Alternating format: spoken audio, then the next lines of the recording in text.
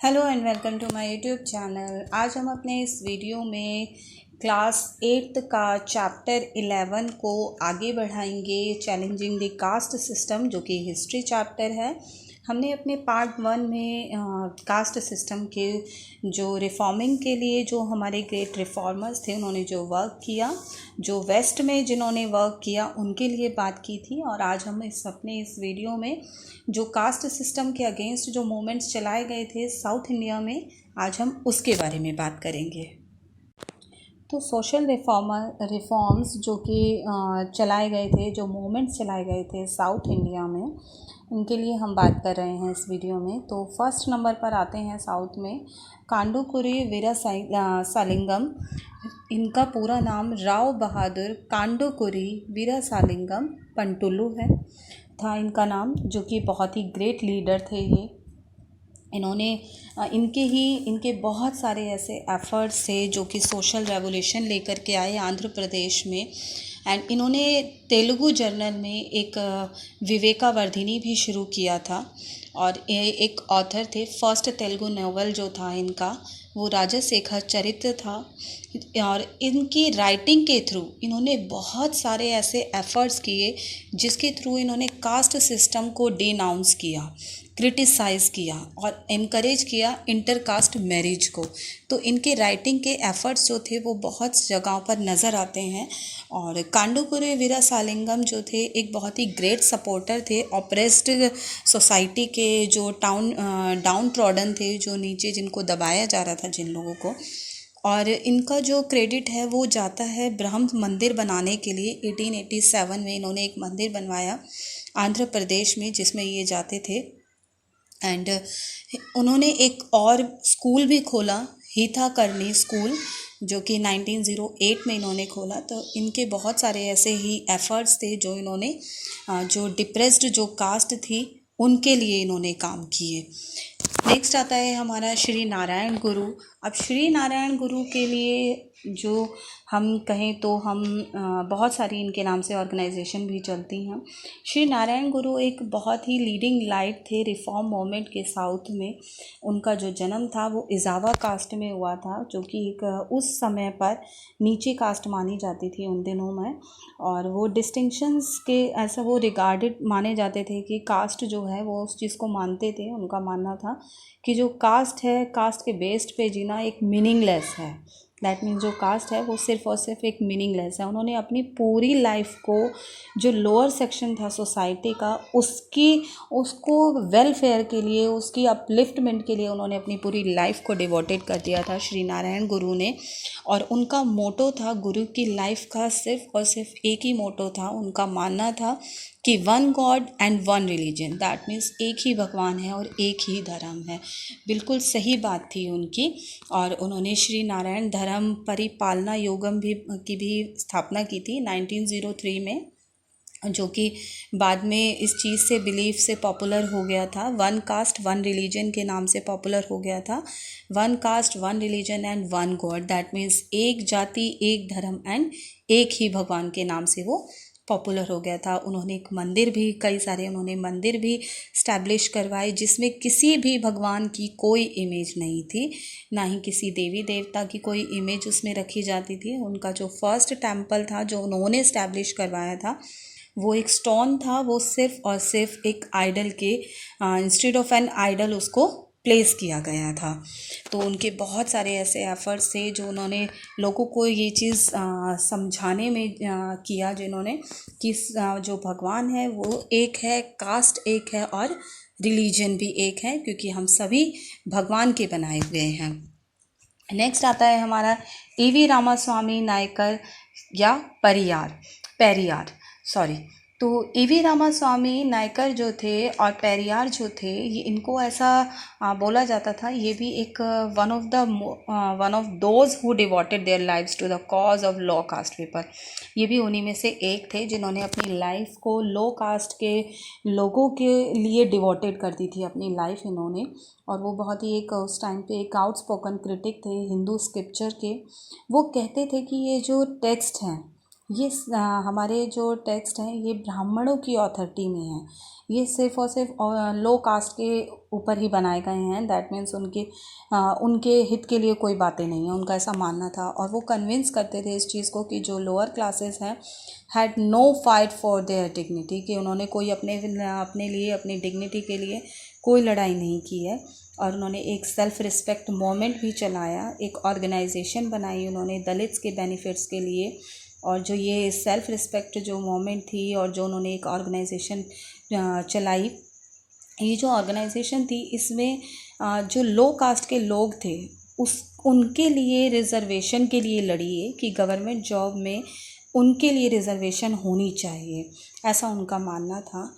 और ये उन्हीं के ही एफ़र्ट्स थे कि सोशल और पॉलिटिकल रिफॉर्मर्स जो थे उन्होंने भी कॉन्स्टिट्यूशन ऑफ इंडिया में एससी और एसटी के नाम के कुछ उनके इंटरेस्ट में सेफगार्ड प्रोविज़न्स बनाए।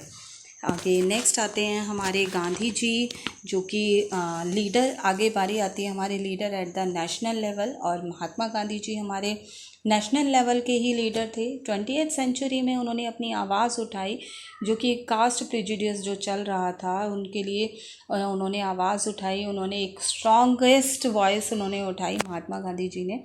और उन्होंने सोशल रिफॉर्म्स भी बनाए, बहुत प्रोग्राम भी बनाए उन्होंने नेशनलिस्ट मूवमेंट के। और जब वो साउथ अफ्रीका से जब वो भारत लौटे थे तो उन्होंने एक साबरमती आश्रम भी बनाया था गुजरात में 1916 में, जहाँ पर उन्होंने सभी जाति और धर्म के लोगों का वेलकम किया था। तो महात्मा गांधी जी जो प्रैक्टिस ऑफ अनटचेबिलिटी थी वो इस चीज़ को एक अनह्यूमन एंड अ शेम मानते थे और एक कर्स मानते थे ह्यूमैनिटी के लिए। दैट मीन्स एक वो अमानवीय, एक शर्मनाक और एक श्राप मानते थे इंसानियत के लिए। उनका मानना था कि जो अनटचेबिलिटी है वो सोसाइटी को एनकरेजमेंट नहीं करती, बल्कि वो जो हिंदू स्क्रिप्चर्स हैं, ऐसा हमारे जो हिंदू स्क्रिप्चर्स हैं वो उसमें भी सैंक्शन नहीं है। तो उनका क्लियरली उन्होंने डिक्लेयर किया था जो हिंदुज़म है मर जाता है अगर अनटचेबिलिटी ज़िंदा रहती है। अगर अनटचेबिलिटी मर जाती है तो हिंदुज़म हमारा ज़िंदा रहता है। दैट मीन्स उन्होंने डिक्लेयर किया था इस चीज़ को, Hinduism dies if untouchability lives and untouchability has to die if Hinduism has to live. अगर हिंदुज़म को ज़िंदा रखना है तो अनटचेबिलिटी को मारना होगा, ये महात्मा गांधी जी ने कहा था। बहुत ही अच्छी लाइन्स उन्होंने लिखी हैं और बहुत ही ऐसे ही बहुत सारे अच्छे अच्छे उन्होंने क्योट्स भी लिखे हैं। जो महात्मा गांधी थे उन्होंने लोअर कास्ट के लोगों को वो हरिजन कहकर बुलाते थे। That means children of God, that means भगवान के बच्चे। और उन्होंने एक all India anti untouchability league भी शुरू किया था, एक वीकली मैगज़ीन भी उन्होंने की थी जिसका नाम था हरिजन 1933 में। और उन्होंने एक हरिजन टूर भी किया था बिटवीन नवंबर 1933 एंड अगस्त 1934 में, जहाँ पे वो हरिजन कॉलोनीज़ में जाकर लोगों से वो मिलते थे और उनके साथ वो खाना भी खाते थे। उनके साथ में वो खाना भी खाते थे, लोअर क्लास की जो फैमिलीज़ होती थी। और इस रिगार्ड में उन्होंने बहुत सारे एक्सपेरिमेंट्स भी किए और बहुत सारे एग्जाम्पल्स भी बनाए ताकि और भी लोगों ने उनको फॉलो अप किया। आगे नेक्स्ट आते हैं हमारे BR अम्बेडकर। डॉक्टर भीमराव अम्बेडकर ने भी अपनी पूरी जो लाइफ थी लोअर कास्ट के लोगों के लिए ही डिवोट कर दी थी, उनके लिए लड़ने के लिए ही डिवोट कर दी थी उन्होंने। वो खुद अगर हम देखें तो वो खुद भी शेड्यूल कास्ट से बिलोंग करते थे। तो उन्होंने अपनी पूरी लाइफ एक कास्ट टायरनी के अगेंस्ट उन्होंने बिता दी थी, डिवोटेड कर दी थी। डॉक्टर भीमराव अम्बेडकर जो थे उन्होंने एक नॉन वायलेंट सीरीज़, एक नॉन वायलेंट कैंपेन की सीरीज़ शुरू की थी बिटवीन 1927 एंड 1935 के बीच में।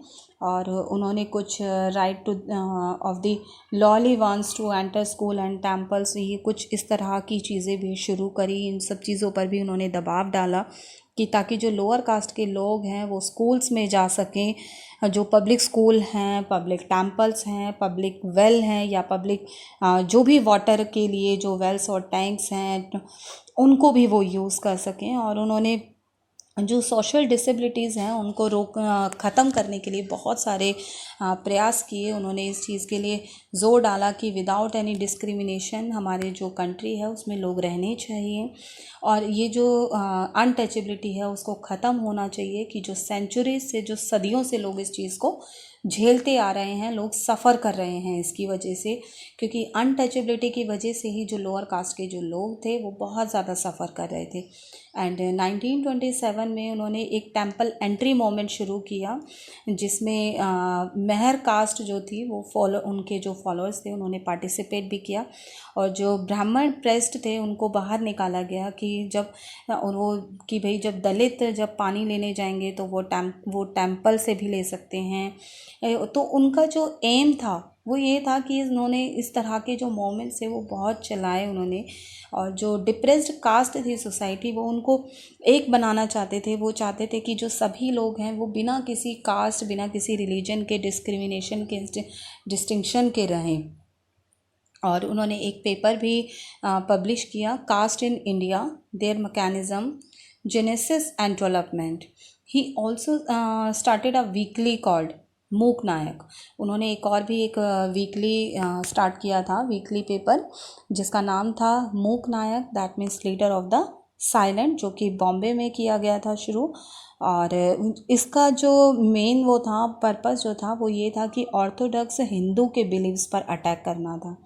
एंड जो डॉक्टर भीमराव अंबेडकर थे उन्होंने एक ऑर्गेनाइजेशन भी चलाई, उसका नाम था बहिष्कृत हितकारी सभा। इसका नाम था बहिष्कृत हितकारी सभा नाम था इसका। और इसमें भी लोगों के, जो डिप्रेस्ड क्लास के जो लोग थे, इसमें उनकी एजुकेशन और सोशल अपलिफ्टमेंट के प्रमोशन करना इस ऑर्गेनाइजेशन का मोटो था। और उन्होंने इस बात पर भी इंसिस्ट किया कि अगर ज़रूरत है तो नेसेसिटी ऑफ सेपरेशन इलेक्टोरेट पर भी उन्होंने वो ज़ोर डाला।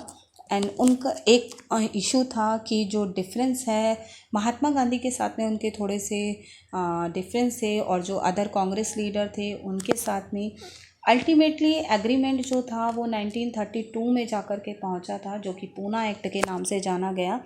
And according to this act देखें तो हम, ये एक आइडिया था सेपरेट इलेक्टोरेट्स का, जो कि डिप्रेस्ड क्लासेस जो थी उनके लिए, ये उनके लिए बना था। लेकिन इसमें ज़्यादा सीट्स को रिज़र्व किया गया, लेजिस्लेचर में उनके लिए सीट्स भी रिज़र्व की गई।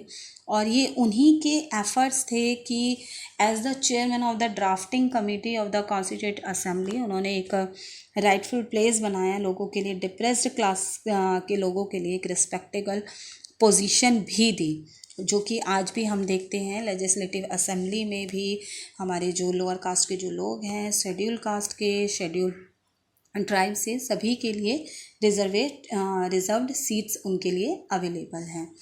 एंड अचीवमेंट्स की अगर हम देखें तो सोशल रिफॉर्मर्स, अचीवमेंट्स की अगर बात करें हम रिफॉर्मर्स की, तो जो एक्टिविटीज़ थी जो हमारे रिफॉर्मर्स की, उनके डिज़ायर्ड रिज़ल्ट भी लेकर के आई, क्योंकि जो उनके एफ़र्ट्स थे, उनके उस एफ़र्ट्स का जो रिज़ल्ट था वो यही था आज जो हम देखते हैं कि चारों तरफ एजुकेशन मिल जाती है सभी को, लोग अवेयर हुए हैं, जो डिप्रेस्ड क्लासेस हैं वो कॉन्शियस हो चुकी हैं अपने ह्यूमन राइट्स के लिए, और वो आज अपनी वॉइस भी उठाती हैं अपने आप को डिफेंस करने के लिए, अपने आप को डिफेंड करने के लिए, और ग्रेजुअली धीरे धीरे सक्सेसफुल भी हुए हैं वो अपनी पावरफुल मोमेंट के लिए।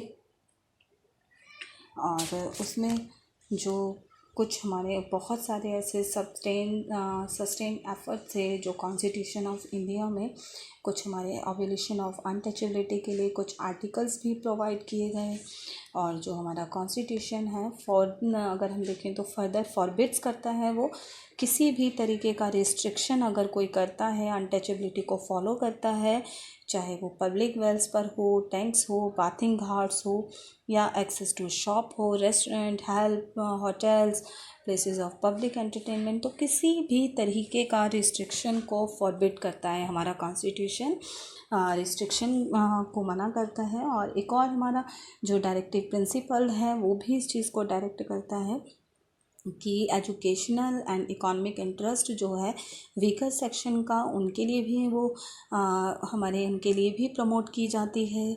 और जो पर्टिकुलरली जो हमारे एससी और एसटी के जो लोग हैं उनके लिए स्पेशल केयर देता है हमारा जो डायरेक्टिव प्रिंसिपल है हमारे कॉन्स्टिट्यूशन का।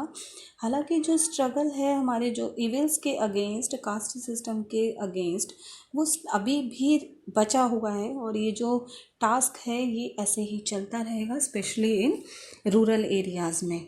तो आज का जो आपका चैप्टर है, जो आपका टॉपिक है, यहीं पर ख़त्म होता है। Thanks for watching this video. Please like, share and subscribe my channel.